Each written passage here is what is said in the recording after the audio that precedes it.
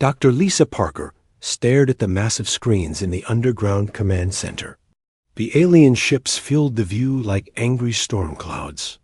Each vessel was the size of a city, and there were hundreds of them. The Draconian fleet had arrived at Earth, just as the radio messages had warned.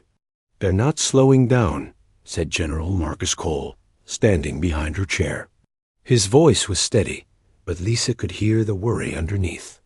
"Intelligence says they have over 2 million soldiers up there." Lisa adjusted her glasses and looked at the readings again. The aliens had been traveling for months to reach Earth. Their empire stretched across dozens of star systems. They had crushed every world that stood in their way. Now it was Earth's turn. "All governments have surrendered," reported Colonel Ben Carter from across the room. "The President signed the papers an hour ago. We're broadcasting our surrender on all frequencies." The main screen switched to show Admiral Kyrex, the alien commander. He looked like a giant lizard wearing metal armor. His yellow eyes glowed as he spoke in his harsh language.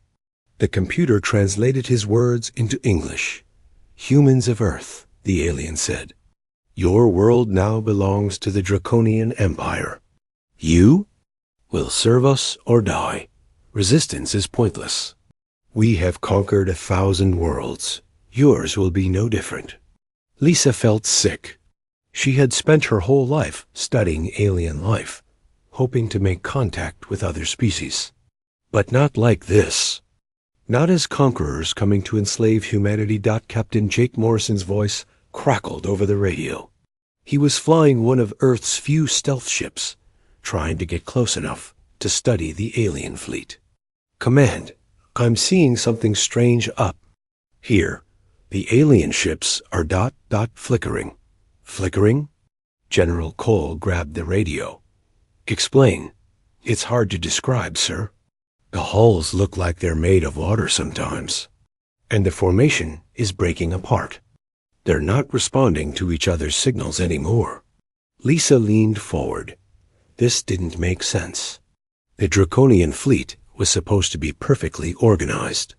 Their military was famous across the galaxy for its discipline. "Jake, can you get closer?" she asked into the radio. "I'm trying, but something's interfering with my instruments. The readings don't make sense. It's like space itself is bending around them." On the main screen, they watched the alien fleet begin to spread out. The massive ships that had been flying in perfect formation started to drift apart. Some ships seemed to fade in and out of view. "What's happening to them?" whispered Dr. Susan Clark, the team's geologist. She was studying readings from underground sensors placed around the world. "I don't know," Lisa said, "but look at the seismic data." The underground sensors were going crazy. Massive tremors were shaking the Earth, but not from earthquakes. The patterns were too regular, too organized. It was like something huge was moving deep beneath the planet's surface. The tremors started exactly when the alien fleet entered. "Our atmosphere," Susan said, her voice shaking. "They're following the old ley lines, the ancient burial grounds. It's like the Earth itself is responding to the aliens." Admiral Kyrex's image on the screen began to break up. His voice became distorted, filled with static and strange sounds. "What is this? What are you humans doing? Our systems are failing. Our ships are—" The transmission cut off completely. Captain Jake Morrison's voice came through the radio again, but now he sounded frightened. "Command, the alien ships are disappearing. Not exploding, not retreating. They're just vanishing. Like they were never there." Lisa stared at the screens in disbelief. The massive alien fleet that had threatened to destroy Earth was simply gone. The space around their planet was empty except for Jake's small ship and a few Earth satellites. "Jake, do you see any debris? Any sign of what happened to them?" "Nothing, Dr. Parker. It's like they were erased from existence. My sensors show no trace of them ever being here." General Cole was talking rapidly into multiple radios, trying to get reports from other monitoring stations around the world. Every station reported the same thing. The alien fleet had vanished without a trace. "This is impossible," Colonel Carter said. "You can't just make 800 ships disappear." "Where did they go?" Lisa looked at the seismic data again. The underground tremors were still happening, but now they seemed different. Instead of random shaking, they formed patterns. Complex patterns that looked almost like ... communication. "Susan, are you seeing this?" Lisa pointed to the seismic readings. "These aren't random tremors. They're organized, purposeful." Susan's face went pale as she studied the data. "Lisa, I've seen these patterns before, in old geological surveys. They appear every few hundred years, always when something threatens the planet. Asteroid impacts, volcanic eruptions, even some of the great extinctions. But we always thought they were just aftershocks." "What are you saying?" "I'm saying that maybe these weren't aftershocks. Maybe they were the planet defending itself." The idea was crazy, but Lisa couldn't ignore the evidence. Every time Earth faced a major threat, these same seismic patterns appeared. And now, when the biggest threat in human history had arrived, the patterns had appeared again. And the threat had simply vanished. "Get me all the historical data you can find," Lisa told Susan. "I want to know every time these patterns have appeared in the past." As Susan worked at her computer, Lisa stared at the empty space where the alien fleet had been. 800 ships with 2 million soldiers had come to conquer Earth. Now they were gone, as if they had never existed. The thought that came to her next made her blood run cold. What if Earth hadn't defeated the alien fleet? What if Earth had done something much worse? What if the planet had consumed them? Deep underground, the tremors continued. But now Lisa wondered if they weren't tremors at all. Maybe they were something else entirely. Maybe they were the sound of something vast and ancient, something that had been sleeping beneath their feet for millions of years. Finally beginning to wake up, the Draconian fleet had come to conquer Earth. Instead, they had awakened something that should have stayed sleeping. And now, Lisa feared, humanity was about to discover that they had never been alone on their planet. Something else had been living here all along, something that had been protecting them without them ever knowing it. The question was, what would happen now that it was awake? 3 days after the alien fleet vanished, Dr. Lisa Parker was living in the underground archives. She had pulled every classified file she could find about strange disappearances throughout history. The pattern was becoming clear, and it terrified her. "Look at this," she said to General Marcus Cole, spreading old papers across the metal table. 1908, the Tunguska event in Russia. Official story says it was a meteor explosion. But look at the seismic readings from that day. The generals studied the faded charts. Same patterns as 3 days ago. Exactly. And here's another one. 1561, Nuremberg, Germany. Witnesses reported a great battle in the sky between strange objects. Then they all vanished. Local records mentioned the Earth shaking with purpose for days afterward. Lisa pulled out more files. 1897, the Aurora incident in Texas, a supposed airship crash. But the witnesses said the craft didn't crash. It just sank into the ground, like it was being pulled down. And again, the same seismic patterns. General Cole rubbed his tired eyes. "You're saying this has been happening for centuries?" "Longer. I found records going back to ancient times. The Romans wrote about whole armies disappearing during certain battles. The Chinese have stories about dragons pulling enemy fleets into the earth. Every culture has legends about the ground opening up to swallow threats to the people." Dr. Susan Clark burst into the room, carrying a laptop and looking excited and scared at the same time. Lisa, you need to see this.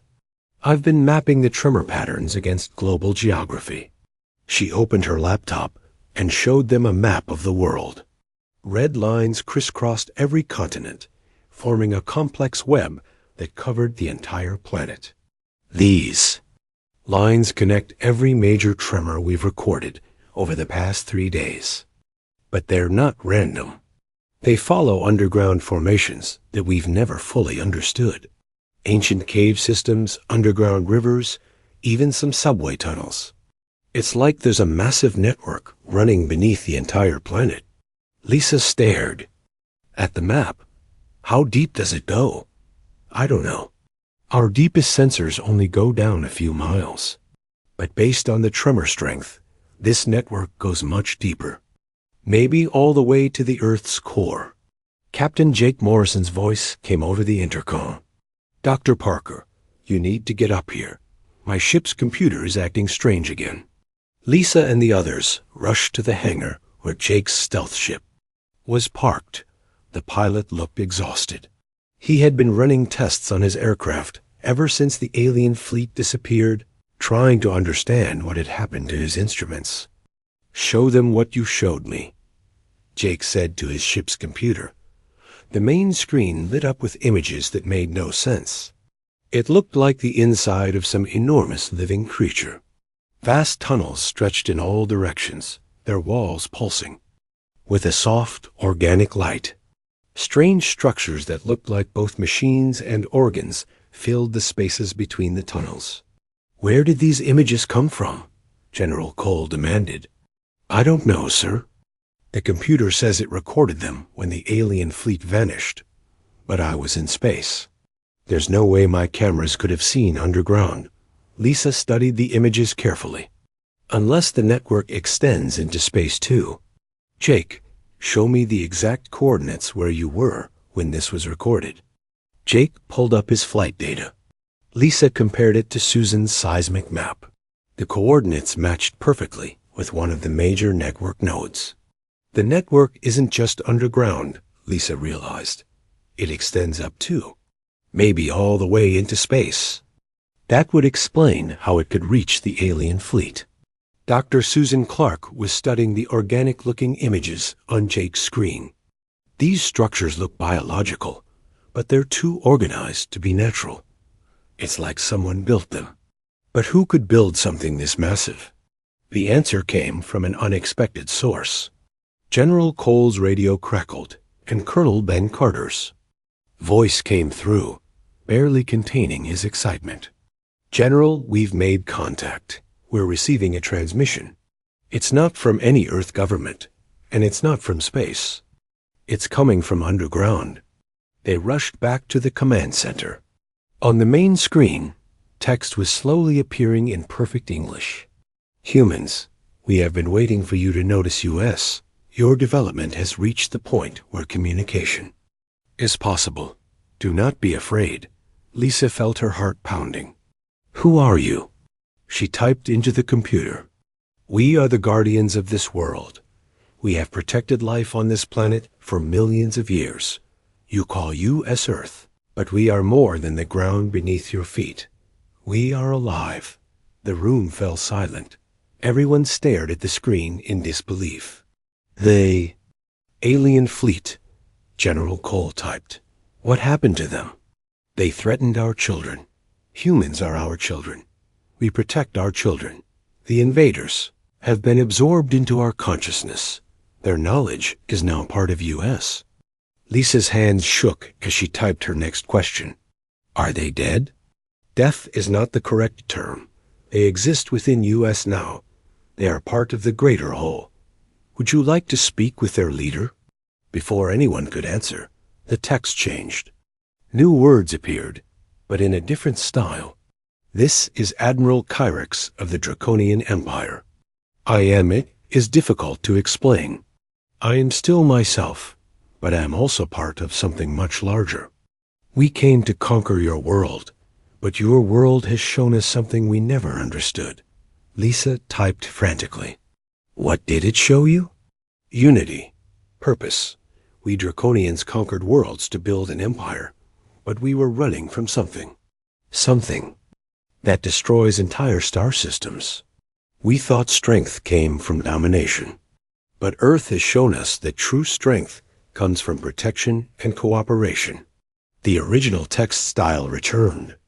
The Draconians were fleeing from ancient machines that consume all life. These devourers have destroyed millions of worlds. We have been preparing for their arrival for many years. General Cole leaned forward. How long do we have? They will. Notice that the Draconian fleet is missing. They will come to investigate. We estimate 6 months before their scouts arrive. Lisa felt the weight of the universe pressing down on her. Humanity had just learned that they weren't alone on Earth, that their planet was actually a living creature that had been protecting them for millions of years. And now they were about to face something even worse than the Draconian Empire. What do you need us to do? She typed. Learn, grow, prepare. You humans have something unique. You create, you imagine. You find new solutions to old problems. We need that creativity. The devourers are logical, predictable, but humans are chaos. Beautiful, creative chaos. Dr. Susan Clark spoke up. The network under our cities. Is that why our major population centers are where they are? Yes. We guided your species to build where you could be most helpful. Every human thought, every dream, every moment of creativity feeds into our calculations. You have been helping us prepare without knowing IT. Lisa looked around the room at her colleagues. They were all scientists, military officers, people who dealt with facts and logic. But now they were being told that their dreams and imagination were weapons in an interstellar war. The other alien. Visitors throughout history, General Cole typed. Were they all threats? Not all. Some came as refugees, seeking shelter from the devourers. Others came to test our defenses. All were absorbed. Their knowledge and abilities became part of our growing strength. Admiral Kyrex's text appeared again. I can access the memories of dozens of species now. Each one adds to the collective understanding. But the humans are different. The other species were logical, predictable. Humans do things that make no sense, and somehow they work. That unpredictability might be the key to defeating the devourers. Lisa realized that everything humanity thought they knew about their world was wrong. They weren't just living on Earth. They were part of Earth. Every human who had ever lived had contributed to preparing for this moment. The screen displayed one final message. The awakening has begun. Soon, all humans will understand their true purpose. Together, we will face the darkness between the stars. Dr. Rachel Turner had always been good with computers and radios, but connecting to a living planet was something completely different. She sat in front of a massive array of quantum computers that the government had rushed to her lab. Cables ran from the machines deep into the ground, tapping into the planet's natural electromagnetic field. Are you sure this is safe? Asked General Marcus Cole, watching her prepare for the connection. Nothing about this situation is safe, Rachel replied, adjusting the headset that would let her communicate directly with Earth's consciousness.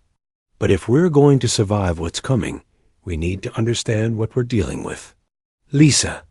Parker stood nearby, holding a thick folder of questions they needed answered. The past week had been a blur of discoveries, each more incredible than the last. Learning that Earth was alive was just the beginning. Initiating connection, Rachel announced. She closed her eyes and activated the interface. The world exploded into her mind. Suddenly she could feel the pulse of the planet itself, the flow of underground rivers, the movement of tectonic plates, the growth of every tree and blade of grass. It was overwhelming and beautiful at the same time. I am here, she whispered, her voice carrying a strange echo. Welcome, Rachel Turner, came a voice that seemed to speak from everywhere at once. I am the keeper of this world. I have been waiting to speak with one of my children directly. Children? Rachel asked, though. She somehow already knew the answer. Humanity. You are not separate from me. You never have been. Every human who has ever lived was grown from my essence, shaped by my will, guided by my purpose.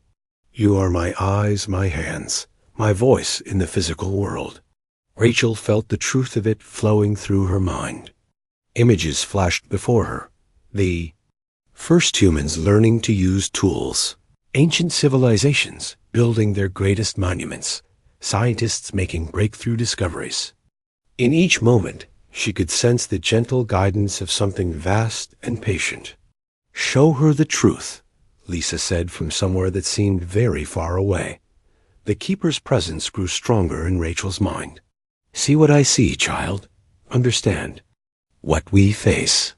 Rachel's consciousness expanded beyond Earth, beyond the solar system, out into the depths of space. She saw a network of worlds, each one appearing normal on the surface, but hiding vast biological constructs beneath. Keeper worlds scattered across the galaxy like hidden fortresses. We are ancient, the Keeper explained. Older than your sun, older than most of the stars you see at night. We were created by a civilization that saw what was coming and prepared. The only defense that could work, the Devourers? Rachel asked. Images flooded her mind. Massive mechanical beings, each one the size of a moon, moving through space like a plague of metal locusts. Behind them, dead worlds stripped of all life, all resources, all hope. Solar systems reduced to empty space and drifting debris. They were machines built by a species that sought perfection through logic, but they became too perfect. They decided that all organic life was flawed and needed to be eliminated. They have been carrying out this mission for millions of years. Rachel saw the war that had raged across the galaxy. Entire civilizations fighting desperately against the mechanical tide. Species after species falling to the Devourer's perfect tactics and overwhelming numbers. The creators of the Keeper Network were losing the war, the consciousness continued. So they changed the nature of the battle. Instead of fighting the Devourers directly, they would hide. They would preserve life and grow it in secret, preparing for the day when they could fight back. How many Keeper worlds are there? Rachel asked. There were once thousands. Now there are fewer than 100. The Devourers have found and destroyed most of us. But each world they eliminate makes the survivors stronger. We share knowledge, abilities, memories across vast distances. Rachel felt herself connecting to this network. Through the quantum link, her mind touched others like the Keeper, each one unique, but part of the same purpose. She sensed worlds where crystalline beings lived in perfect harmony with their planetary consciousness, others where gaseous life forms floated through the atmosphere while contributing to the global defense. Earth is special, the Keeper said. Humans are unlike any species we have cultivated before. Most species, when they reach awareness, become predictable. They follow patterns of logic and reason. But humans humans are wonderfully chaotic. Images flashed through Rachel's mind. Human artists creating beauty from nothing. Inventors solving problems in ways that made no logical sense. Children playing games that somehow revealed deep truths about the universe. Every human emotion, every creative thought, every moment of illogical inspiration makes me stronger, the Keeper explained. Your species has given me capabilities that no other Keeper world possesses. What about the aliens who came before? Rachel asked. The Draconians and the others? They are still here, part of me now. Would you like to speak with their leader? Before Rachel could answer, another presence joined the conversation. It felt different, more angular and aggressive, but somehow familiar. I am Admiral Kyrix, the presence said. I exist within the Keeper's consciousness, but I maintain my individual identity. It is difficult to explain to someone who has not experienced it. Are you a prisoner? Rachel asked. No, I am more free than I ever was in my physical form. I can access the memories and knowledge of countless species. I understand things that were impossible for my limited draconian mind to grasp. Tell her about what's coming, the keeper urged. Kyrex's presence grew more urgent. The Devourers have noticed that my fleet disappeared. They are sending scouts to investigate. These scouts are not like the machines that destroyed other worlds. They are reconnaissance units, designed to study and analyze potential threats. How long do we have? Rachel asked. 3 months, perhaps 4. But Rachel, you must understand something important. The Devourers learn from every encounter. They will study Earth's defenses and adapt. If they discover what this world truly is, they will send everything they have to destroy it. The Keeper's voice returned. This is why we need humanity's chaos. The Devourers expect logical responses to their attacks. They can predict and counter any rational defense. But humans do not always act rationally. You create solutions that should not work but do. You find hope in hopeless situations. Rachel felt the weight of responsibility settling on her shoulders. What do you need us to do? First, humanity must be prepared. Not everyone can handle the truth at once, but your species must understand what they are part of. Second, we must begin the integration process. Integration? The connection between human consciousness and my own must be strengthened, not to control humans, but to allow them to contribute more directly to our defenses. Some humans will need to become bridges between your individual minds and my collective consciousness. Images flowed through Rachel's mind, showing her what this might look like. Humans around the world suddenly understanding their connection to the planet. Scientists working directly with the Keeper's vast knowledge. Artists and dreamers contributing their creativity to strategies that no logical mind could devise. Draconians and other absorbed species provide knowledge and experience, Kyrex added. But humans provide something else entirely. Hope. The ability to believe that impossible things are possible. What about the other Keeper worlds? Rachel. Can they help us? They are all facing their own battles, the Keeper replied. The Devourers are accelerating their final campaign. They believe they are close to eliminating all organic life from the galaxy. But they do not know about Earth's unique nature. They expect to find another primitive world with simple defenses. Instead, they'll find us, Rachel said. Yes, they will find a world that has been preparing for this moment since life first began here. They will find a species that creates miracles through pure stubbornness and imagination. They will find something they cannot understand or predict. Rachel felt the connection beginning to weaken as her human mind grew tired from the intense communication. But before it faded completely, she experienced one more vision. She saw Earth as it truly was, not a simple planet, but a vast living fortress spreading deep into space, its defenses hidden beneath familiar landscapes and cities. She saw humanity not as separate beings living on the surface, but as essential components of something unimaginably powerful. Tell the others, the Keeper whispered as the connection ended. Tell them that the awakening has begun. Tell them that humanity's greatest test is coming, but they will not face it alone. Tell them that every human who has ever lived has been preparing for this moment. Rachel opened her eyes and found herself back in the lab, surrounded by worried faces. But now she carried within her the knowledge of humanity's true purpose and the certainty that they would either save the galaxy or die trying. What did you learn? Lisa asked anxiously. Rachel smiled, even though tears were running down her face. I learned that we're not just fighting for Earth. We're fighting for every living thing in the universe.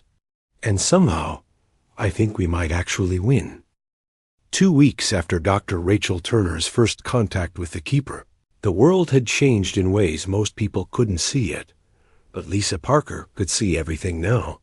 As the primary liaison between humanity and Earth's consciousness, she spent most of her time in a strange state between sleeping and waking, her mind connected to the vast network beneath the planet. "Show me the global status," she whispered to the keeper during one of their daily communication sessions. Images flowed through her mind like a living map. She could see the network's true extent now, and it was breathtaking. Organic tunnels stretched beneath every continent, connecting major cities with processing centers that pulsed with alien technology. New York, London, Tokyo, Moscow, Cairo, Sydney. Every major population center sat on top of massive biological computers that had been analyzing human behavior for thousands of years. "We guided your ancestors to build where we needed them," the keeper explained. "Every great civilization grew where our processing power was strongest. Your thoughts, your dreams, your innovations, they all fed into our calculations." Lisa focused on North America, watching as the network revealed itself. Beneath the familiar geography lay something that looked like a cross between a computer and a living organism. Pulsing pathways connected every major city, and she could see data flowing along them like blood through veins.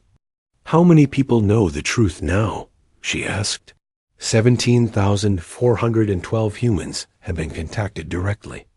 Another 2 million have experienced dreams or intuitive insights that prepare them for fuller contact. "We are moving slowly to avoid panic." Lisa nodded, understanding the careful balance required. General Marcus Cole had been working with world governments to manage the revelation, but there was only so much that official channels could handle. The truth was too big, too strange for normal bureaucracy. "Dr. Parker," came Jake Morrison's voice over the intercom. "You need to see this. We're taking the first expedition into the deep structure." Lisa opened her eyes and found herself back in the command center.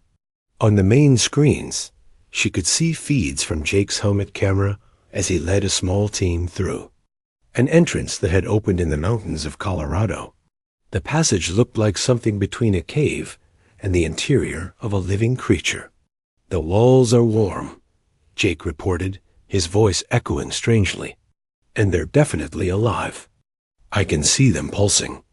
The team moved deeper into the passage, their lights revealing structures that defied easy description. Organic curves mixed with crystalline formations, and what looked like advanced technology grown rather than built. Everything glowed with a soft blue-green light that seemed to come from within the walls themselves. "Jake, you're about 2 miles underground now," reported Dr. Susan Clark from her monitoring station. "But according to our instruments, you're also somehow moving horizontally across the continent. The geometry doesn't make sense." "Space works differently down here," Lisa explained, still partly connected to the keeper's consciousness. "The network exists in more dimensions than we normally experience. A few steps in one direction might move you hundreds of miles in normal space." Jake's team reached a large chamber filled with what looked like translucent trees made of glass and metal. But as they got closer, it became clear that these weren't trees at all. They were displays, each one showing different information about various parts of the world. "These are monitoring stations," Jake whispered. "I can see ... Is that Tokyo? And that one's showing London." "You are in one of our primary coordination centers," came a new voice over the radio. It was Admiral Kyrix speaking through the network's communication system. "From here, we monitor and coordinate activities across your entire planet." "How is this possible?" asked Colonel Ben Carter, who was part of Jake's team. "This technology is beyond anything humans have developed." "Because it is not purely human technology," Kyrix replied. "Each species that has been absorbed into the network brought their own knowledge and capabilities. The Draconians provided military strategy and logistics. The Gilani brought energy manipulation. Bevortha contributed biological engineering. Each addition made the network more capable. Jake's team moved through the chamber, their cameras capturing incredible sights. Workstations that seemed to be operated by invisible hands, streams of data flowing through the air like living light. And in the center of it all, a massive organic structure that pulsed with the rhythm of a heartbeat. "That is one of my primary processing cores," the keeper explained to Lisa. "There are 12 such centers around the world. Each one handles different aspects of planetary defense and human interaction. And this has all been here since the beginning?" Jake asked, approaching the central structure. "No," said a new voice, speaking with an accent that sounded almost musical. "This core was grown after my people were absorbed 3 centuries ago. I am Scholar Thren of the Etherian Collective. We brought with us the ability to create living computers of enormous power."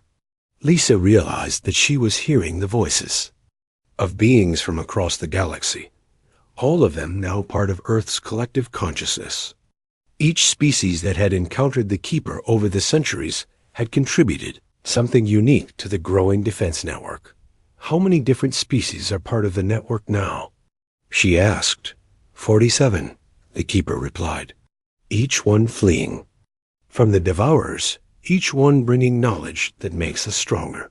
But Jake's team is about to see something even more important. On the screens, Jake and his companions had reached another passage leading deeper into the network. But this passage was different.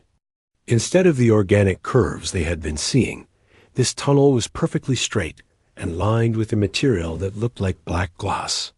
"This section predates everything else," the Keeper explained. "This is from the original builders, the species that created the first Keeper worlds." Jake's team moved carefully down the ancient corridor. Their lights reflected strangely off the black walls, creating patterns that seemed to move and shift. At the end of the corridor, they found a chamber unlike anything they had seen before. It was enormous, so large that their lights couldn't reach the far walls. But what they could see took their breath away. Floating in the center of the chamber was a perfect sphere of what looked like liquid starlight. Images played across its surface, star maps, alien worlds, scenes of battles fought millions of years ago. "The archive," whispered a voice that seemed older than time itself. "I am the first Keeper, the original consciousness that began this network. I have preserved the memory of our creators and their final message." "What message?" Lisa asked, her voice barely audible. "That organic life must survive. That creativity and growth and the capacity for change are the most precious things in the universe. The Devourers represent perfection through elimination. We represent perfection through diversity and adaptation." The sphere pulsed, and new images appeared on its surface. Lisa saw worlds she had never imagined, species of incredible beauty and strangeness, civilizations that had achieved wonders beyond human comprehension. And she saw them all falling to the relentless advance of the Devourers. "The Creators could have fled," the first Keeper continued. "They could have hidden in the spaces between galaxies and waited for the Devourers to burn themselves out. Instead, they chose to fight. They created us, the Keeper worlds, as their legacy and their weapon." "But why Earth?" Jake asked. "Why was our world chosen?" "Because of what humans would become," the Keeper replied. "My creators studied thousands of species across millions of years. They could predict how most species would develop. But humans were different. Humans were chaos. Humans were impossible to predict, and that made them perfect." The sphere showed new images now, scenes from human history that Liza recognized. But they were shown from a different perspective, revealing the subtle influences that had guided human development. The Renaissance, the scientific revolution, the industrial age, the computer revolution, all of it had been gently shaped to prepare humanity for this moment. Every human innovation, every leap of imagination, every moment of creative inspiration has been preparing your species for the battle to come, the first keeper explained. The Devourers can predict and counter logical responses, but they cannot predict or counter pure human creativity. The scouts are coming, Admiral Kyrex warned. My people's technology allows me to monitor communications across this sector of the galaxy. The Devourer scouts have left their staging area. They will arrive at Earth in 43 days. Lisa felt the weight of that knowledge settling over everyone in the network. 43 days to prepare for something that had been building for millions of years. What do we need to do? She asked. Unite, the keeper replied. For the first time in human history, your entire species must work together.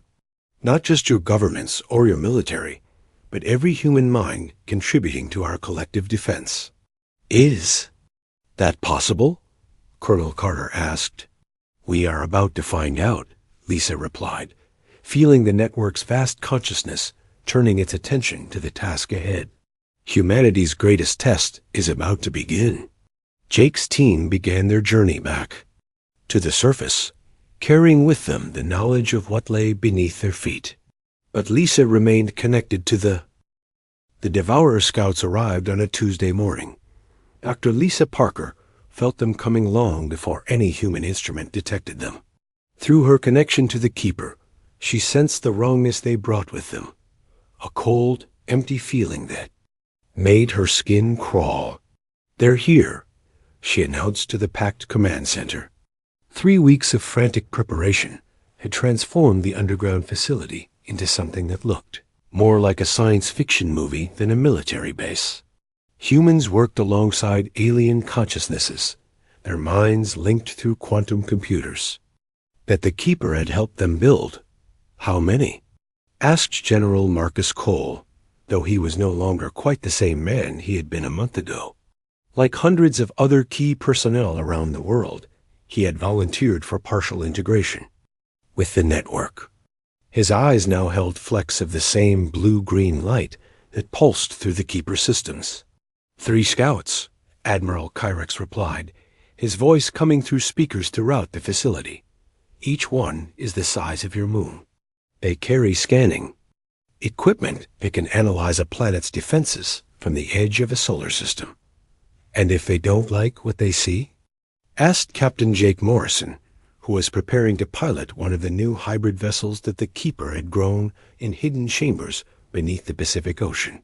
They will call for the main fleet, said Scholar Thren, the Aetherian consciousness that had helped design Earth's communication systems. And that fleet numbers in the thousands. No single world has ever survived such an assault. Lisa closed her eyes and extended her awareness through the network. Around the world, she could sense millions of humans who had accepted connection to the Keeper's consciousness. Not all of humanity was linked.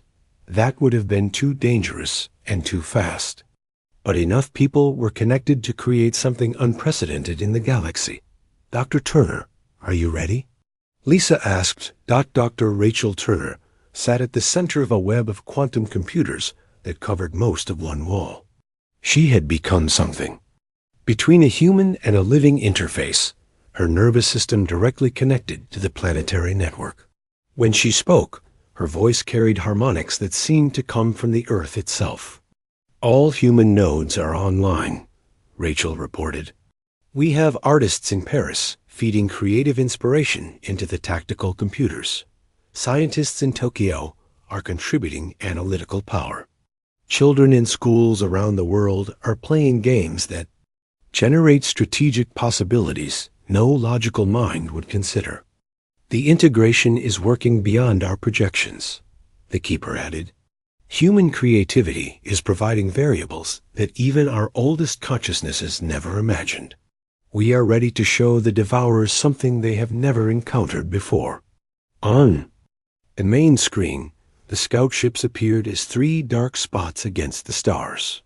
They looked like geometric nightmares, perfectly angular, with no curves or organic lines anywhere on their surfaces.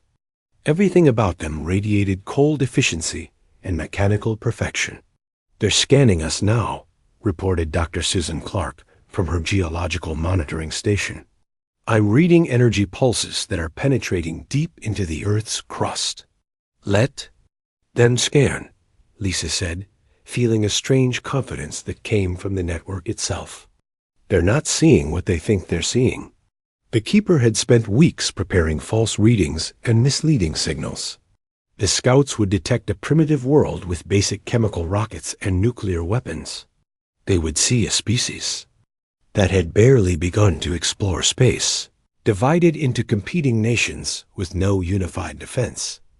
They would not see the vast network of biological and technological systems that stretched from the Earth's core all the way to hidden stations beyond. The Moon. They would not detect the hybrid ships that waited in oceanic trenches, their hulls made from materials that existed partially outside normal space. And they would definitely not understand what they were dealing with when humanity's chaotic creativity was unleashed against their perfect logic. First Scout is launching probes, Jake reported from his ship's position near the edge of the atmosphere. Small ones, probably automated intelligence gatherers. Confirmed, said Admiral Kyrix. These probes will analyze your military capabilities, your technology level, and your defensive positions. Based on what they find, the scouts will either withdraw to report or begin a preliminary attack. Lisa felt the network shifting around her as billions of calculations flowed through the Keeper's consciousness. But mixed in with the logical analysis were currents of pure human intuition, hunches, wild guesses, and creative leaps that added unpredictable elements to every strategic decision. The probes are entering the atmosphere, Susan reported. They're heading for major population centers. Perfect, Rachel said, her enhanced voice carrying a note of anticipation. Let's show them what humans do when someone threatens their home. Around the world, the response began. But it wasn't what any military tactician would have expected. Instead of missiles or energy weapons, the Earth itself began to respond. In New York, Central Park suddenly bloomed with flowers that sang in, harmonics that disrupted the probe's sensors. In London, the Thames began to glow with bioluminescent patterns that created false readings for any scanning equipment. In Tokyo, holographic cherry blossoms filled the sky, each one carrying a tiny fragment of quantum interference. What are you doing? Came a mechanical voice over all frequencies. It was the first time the Devourers had spoken directly to humans. The voice was perfectly flat, without any emotion or inflection.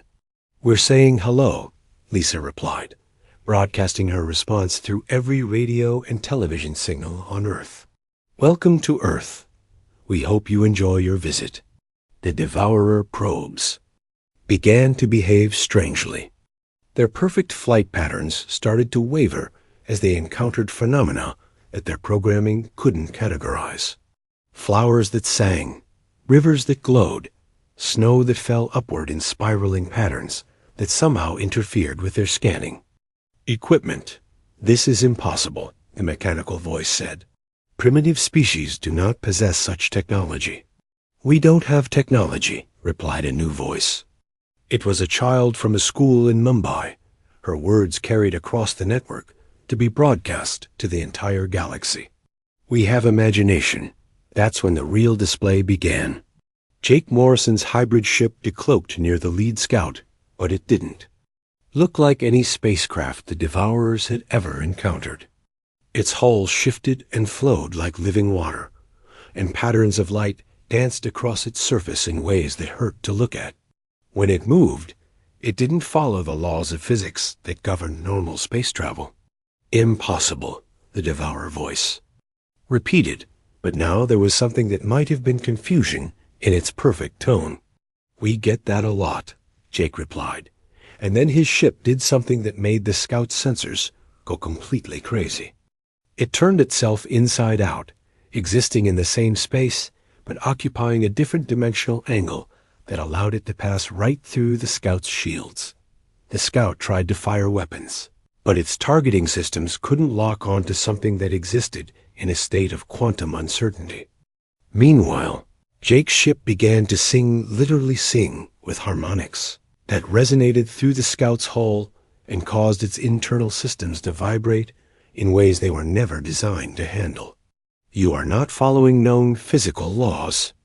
The Devourer transmitted. "We wrote new ones," came the reply from thousands of human voices speaking in unison through the network.